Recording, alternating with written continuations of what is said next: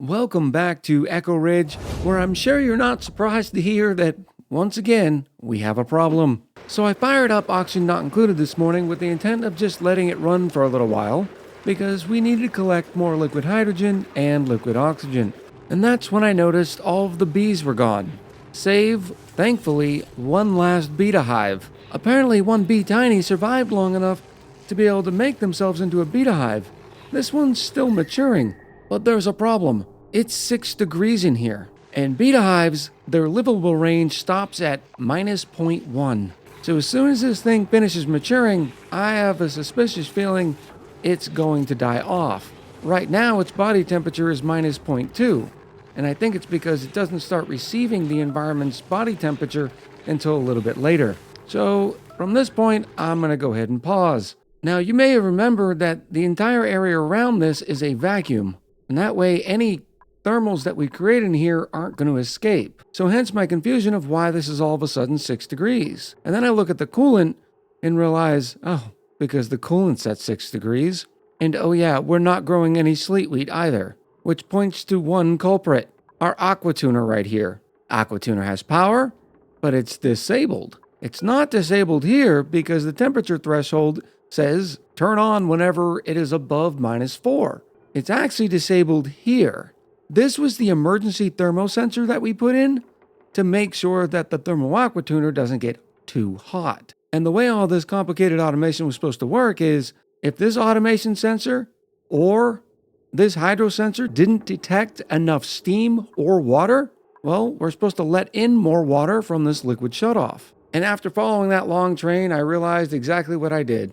I took all the water that was coming out of the nuclear sauna and started using it for the liquid hydrogen and liquid oxygen, which means this system here wasn't getting any fresh injection of water. Well, I don't want any of this water going into our main water tank anymore, so I can snip it here and then deconstruct all of this. But I still need water going into this liquid shutoff.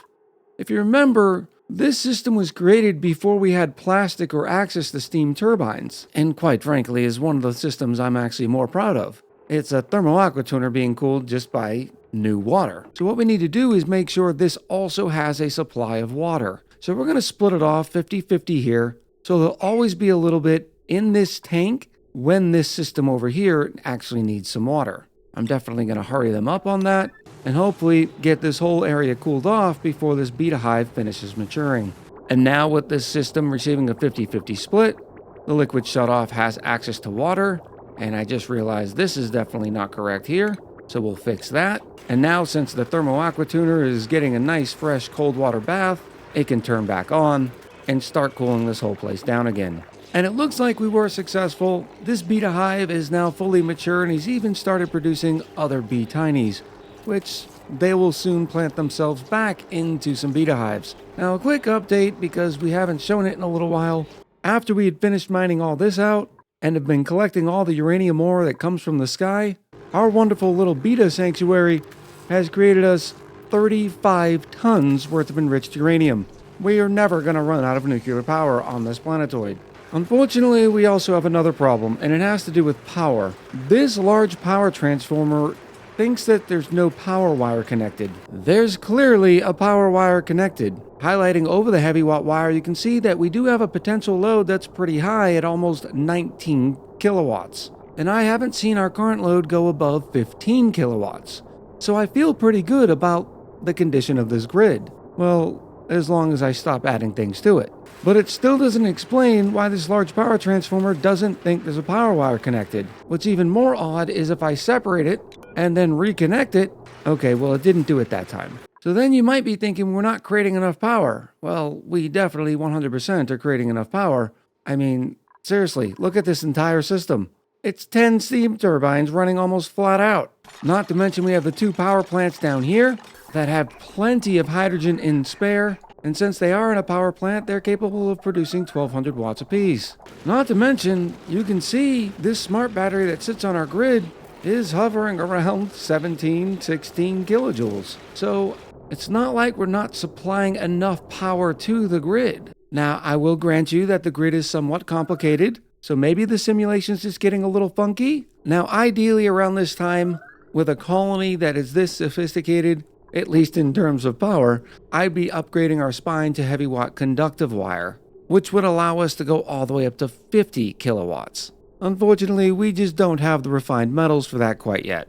Rikizan is working on it, we're just, not quite there. So I gave the game a quick restart and finally figured out what was going on. Yes, this whole time, it was actually my fault. Who would have guessed? The automation wire connected to our thermal aqua tuner system, as some of you probably saw when we were highlighting this, was going right through our large power transformer. For some reason it was saying power disconnected earlier, so something's a little wonky in the back end about it, but I highly suspect this is going to fix the whole issue. And look at that! The whole system's working again! And if it ever does get to the point where we do need another source of power, well, we happen to have an entire magma biome that we could tap into for some geothermal power. But if I go check out the daily reports, you can see that we have power wasted just about every cycle, all sitting around 800 to 1,000 kilojoules. So I'm not too worried about it. I keep going the process of destroying and then recreating the rusty deoxidizers whenever I get more rust through the printing pod, but at some point I just gotta stop accepting the rust, right? Especially considering when these rockets start taking off, it's gonna superheat everything under here, and we're probably gonna have to build some sort of bunker system to accept all that heat. It'd be kinda cool if I could draw that heat back out in the form of power, but we're gonna have to wait and see how that works a little bit later. But I have a feeling I'm gonna have to reroute these pipes. I mean, there's a chance that it's even going to melt these steel bunker tiles. Now for the real mission of today, and that is setting up the meteor blasters. Now, lucky for us, the meteor blaster only takes 240 watts. So now that I'm starting to pay a little bit more attention to the power requirements of the colony, I'm a little worried about it, but I don't think it's going to have that large effect even if we put down 5 or 6 of these, because again, it's only 240 watts. And one of the great things about the meteor blasters now is, since the last patch, Clay has made it so when the meteor blaster shoots down meteors, they'll still end up producing some materials. Now all I'm doing here is sort of making sure I have a nice little overlapping strategy. I mean, it's not going to be perfect, but a slight overlap on each meteor blaster I think will do well. I don't like how far that one is separated, so I'm going to move that one over a little bit. It'd be cool if when you highlighted over one meteor blaster, it actually showed you the entire overlap of all the meteor blasters. Alright, so this isn't too bad. We have 1, 2, 3, 4, 5, and 6 meteor blasters. Suppose I need to build a ladder so they can get to this one. So I think I'm going to wire them up with the 3 over on this side onto this power transformer, and then the 3 on this side wired up to one of these spare transformers here. We're already up to about 5.5 tons of cobalt, thanks to our friends over on Rikizan, so we'll use some of that. Did I say we're up to 5 tons? Of course, I actually meant only 1 ton. Yep, we just spent 4 tons worth of cobalt. Oh, but look, here's more now. Thank you, Rikizan. You guys are doing great over here. Speaking of Rikizan in this system, somebody had made a comment that we're sort of wasting power by opening and closing all these bunker doors, when all we really need to do is open the ones in front of the interplanetary launcher. This isn't true in some cases, but in our system, not 100%. Because our space scanner also needs visibility. So in this case, we could probably get away with snipping these 3 doors, but these 4 need to remain open and only close when meteors are coming. Another point I wanted to mention that I could have gotten a little bit more efficient on this is the bunker door actually cost 500 steel. Well, you'll notice that it takes up 4 tiles. Whereas if we'd have just used bunker tiles, we could have covered the same 4 tiles for only 400 steel. So if you're looking to conserve steel, which quite frankly I should be, make sure you're just using bunker tiles instead of the bunker doors. The one disadvantage of doing it this way though, is you're still going to need to build a ladder to come up here and to be able to clean up all the debris as the meteors smack down on the bunker tiles and explode. But once again, I appreciate any and all comments, and quite frankly, constructive criticism as well. First of all, it always helps the video. Second of all, I'm a firm believer that 4 eyes are better than 2. The smartest and most successful people in the world know to surround themselves with great people. A couple of notes on the Meteor Blaster as we continue our installation here on Tuxedo. First, you can actually have them target specific meteors. You don't have to have them shooting everything out of the sky. As a funny note, the gassy Meteor is unchecked by default. Probably a good thing. The other note is how you get the blast shots to the meteor blaster. You can have duplicants drop them off manually, or you can have them all being inserted via rail. And I'm pretty sure you can guess which way I want to do, although sadly, we just don't have enough ore to make that happen. I really wish the conveyor rails were a little cheaper. And if anybody from Clay happens to be watching, I can justify this as well. This is one conveyor rail that cost 100 kilos of copper ore. This is one airflow tile that also cost 100 kilos worth of copper ore. And look, I get it, there's holes inside the tile, but this is obviously a lot more material than the one rail. Come on, Clay, make it happen. So unfortunately, until I start getting a massive amount of ores, we're going to have to drop them off manually. Now the question is, what are we going to make our blast shots out of? Well, the only refined metal that we have excess of is the cobalt. So we're just going to click a cool, let's say 50, and the duplicants will churn those out. Now previously, after you get done shooting your blast shots, you're able to actually reload the blast shot. I'm not exactly sure if it still works that way since the last patch, but we're going to check it out. Speaking of patches, one change that did happen is the fact that the petroleum no longer is able to be dropped off manually at the blast shot maker, and it has to be piped in. Well, that's where we have this little system here with a liquid pump sitting in our petroleum bath. Now if I can just get somebody to come finish the conductive wire bridge. Why are they not doing that? We have 20 duplicants on this colony, and I refuse to admit that we have 20 duplicants worth of work on this colony. In fact, you can see we have 8 idlers right now. Yeah, we have some farming tasks and some ranching tasks, but not really in excess. Maybe it's time to just add more dupes. I mean, we have an extra 4 cots for them, we have plenty of oxygen, and clearly enough food. Yeah, so something weird is definitely happening. I've changed the priority of these to 9, and even still, the duplicant that ends up getting the tasks isn't able to complete it. My guess is it's because the gold is sitting way up here. So I'm going to try sweeping this every once in a while to get it into our infinite storage, and that way it's more conveniently and centrally located. At the minimum, a duplicant should have came and grabbed the gold, and even if they get called off to another task, they would have dropped it, which would have put it somewhere else more convenient the next time somebody else got that task to go pick everything up. And I also have a puzzle for everybody. Every dozen or 2 dozen cycles, I end up with water sitting above here. Now, I'm not deconstructing pipes or anything, but I can't figure out where that water is coming from. So I'm going to give you a quick look at the plumbing around here, because at this point my only guess is that some of this steam, because it's such a high amount of steam, is actually pushing its way out, and then it's quickly condensing, hence the reason why it leaves a mess. Then again, I don't remember putting this much water in here. Right now it says there's over 200 kilos worth of steam pressure. And as you can see, there's no connection between these pipes here, so we shouldn't be getting any of this extra salt water. Alright, my next step is I'm going to try to make them out of a different material, because these duplicants are really not wanting to complete this task. Alright, we're going to try the old yellow alert. Somebody install the conductive wire bridge. Like seriously, anybody? Oh, maybe this is the issue. It seems we're missing some suits. Oh no, who's scalding? Oh my goodness. We're getting one of those thick boy meteor storms, and these meteors are crushing through 2 tiles worth of insulated tiles. Alright, I'm done messing around. Let's blow a whole lot of steel, which unfortunately means I need to stop shipping it for a little while. So I'm going to let the iron pool up right here so the duplicants can take some of it and make some steel. Why is the rock crusher disabled? We're going to get the rock crusher re-enabled. That way we can start crushing all that lime, make some more steel, and prevent all these meteors from causing me such pain.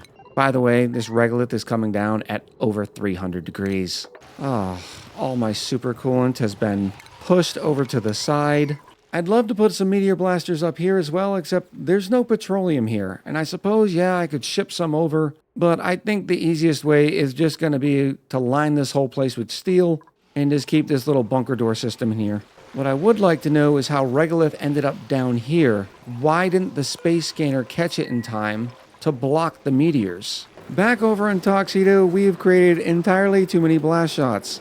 Probably because I just realized that when I queued up the 50, I was actually queuing up 250 blast shots because each batch gives you 5 blast shots. So we're just gonna undo that now especially considering we have a stack of them right here, and every single meteor blaster is already filled up with 30 blast shots. Over on Tuxedo, I think I'm going to add another space scanner. What I'm guessing happened is the space scanners just didn't get the notification quick enough, so the doors were late in closing.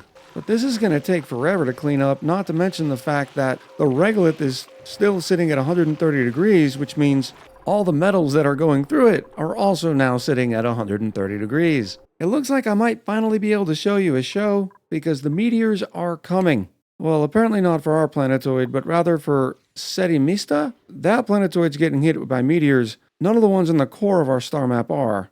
Kinda cool that they still show you the graphic that there are meteors happening somewhere in the star map, even if they're not about to happen here.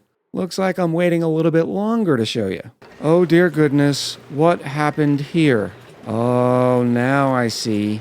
We've created so much liquid oxygen. This liquid reservoir is already sitting at 4,100 kilos. So it was trying to come out through here because there's a bridge, and since it was just sitting and not moving, it's cracked the pipes. Wonderful. Well, like I said before, the great thing about this system is we can open it to the vacuum of space and not have to worry about it because it'll just refill with hydrogen. But the lower in temperature these insulated liquid pipes get, the less of a chance they will have for the oxygen to break in the pipes, especially if it's not sitting. For giggles, I think we're just going to end up putting doors in here, and that way, until we get the system 100% operational, we'll be able to get in there and repair it. In the interest of opening these doors as quickly as possible, I am going to power them. That way, when we do need to get in there and repair things, we open the door, get through without letting too much gas out in the vacuum of space. At least that's the theory, you know.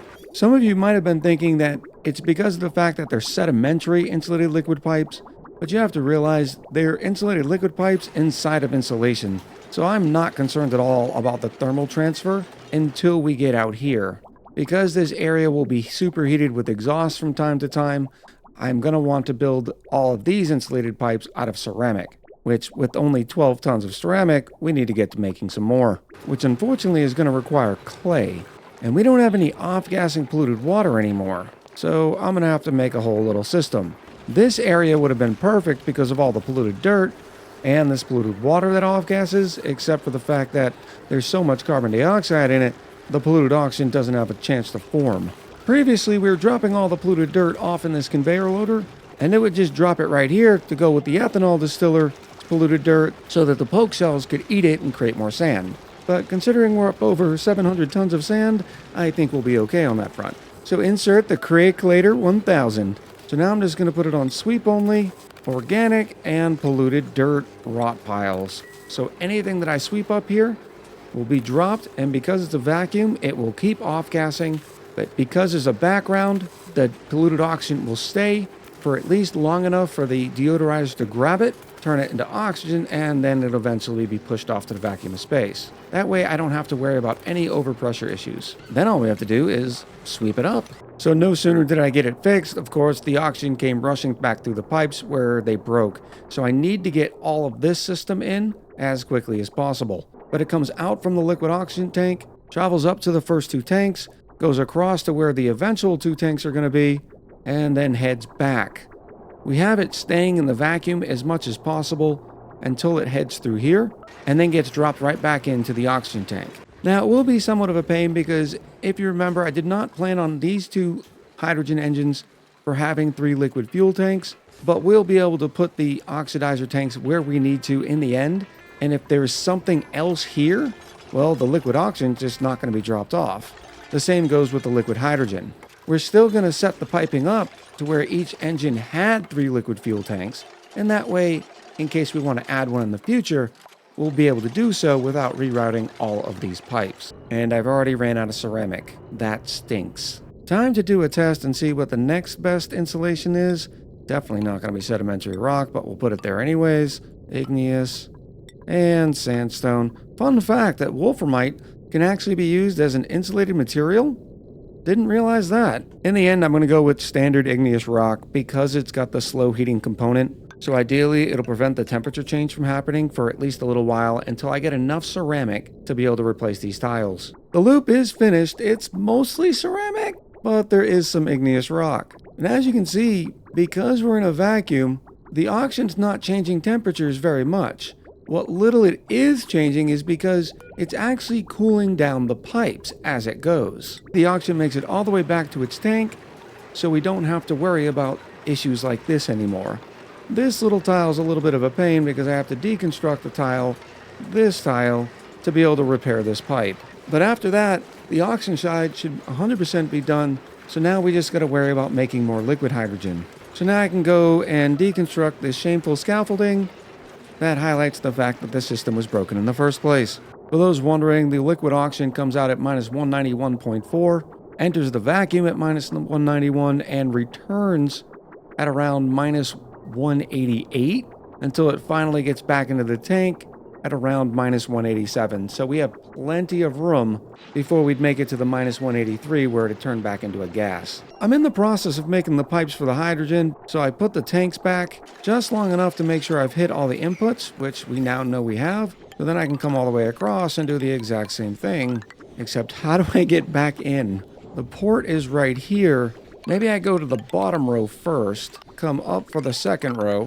Oh, this is just going to be ugly. Because remember, the key is we have to keep the flow going, so it has to be in some sort of loop. If we didn't care about the temperatures, I could just run a baseline right here and then just go up through all the tanks and leave it and forget it. But we need it to loop back into the tank. Let me give this another think. Okay, this is what I've ended up with. I don't love it because it's a lot of extra up and downs. And remember, the liquid hydrogen is much more finicky than the liquid oxygen. But now I have to go through the business of making all the scaffolding so we can put in all these pipes. Looks like we finally have a meteor shower on the home planetoid.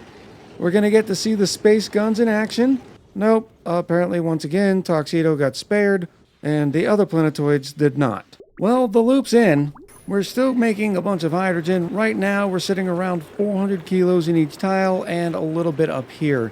So as I sit and wait for what's appearing to be forever for another meteor shower to come so I can show you the meteor blasters in action, I've been tinkering a little bit with the hydrogen tank.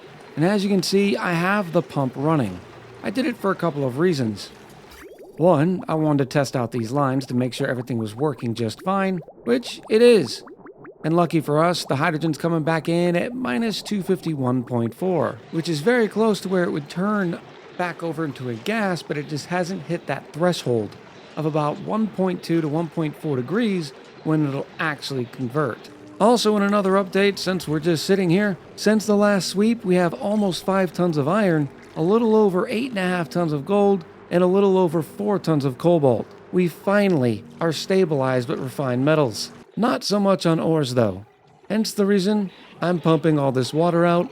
Once that's done, we're going to gut this entire area and send it all back to our home planetoid as well. Alright, remember when I said the pipes were looking good? Well, apparently I was wrong and we've just wasted a whole bunch of hydrogen. Please, Randy, have mercy on my soul. I'm going to make this a smidge colder because it looks like we just dropped a little bit too much in temps. Oh, finally, we have a uranium meteor shower coming in a half a cycle where I can show all the wonderful people what it's like, take a nice thumbnail picture, and get out of this episode. And here we have our first example. It's getting ready to come down. You can see that the meteor blasters are already looking. Oh, there it goes. And here's what I was talking about earlier, that you get the refined metal from the blast shot back. And it looks like in most cases you're given that 5 kilos, which is the exact cost of one shell back. And I just realized at the end of those meteors that I messed up over here on Raycazon and used metal tiles instead of bunker tiles. Same, but different. I know we didn't get a whole lot accomplished this episode, but sometimes just the little things take a long time here in Oxygen Not Included. But at the minimum, we have space guns set up, we have liquid oxygen and liquid hydrogen flowing, with some minor caveats as I work to replace all these pipes with insulated ceramic. So I think next time we'll definitely be getting to some hydrogen rockets. Maybe. I hope you enjoyed this episode, and I'm looking forward to reading your comments below. As a reminder, not only do I enjoy reading them, but they really do help the video's performance. So please continue to do that and consider liking the video as well, so YouTube knows to keep forwarding this one on. So until next time, much love, happy gaming, and I'll talk to you soon.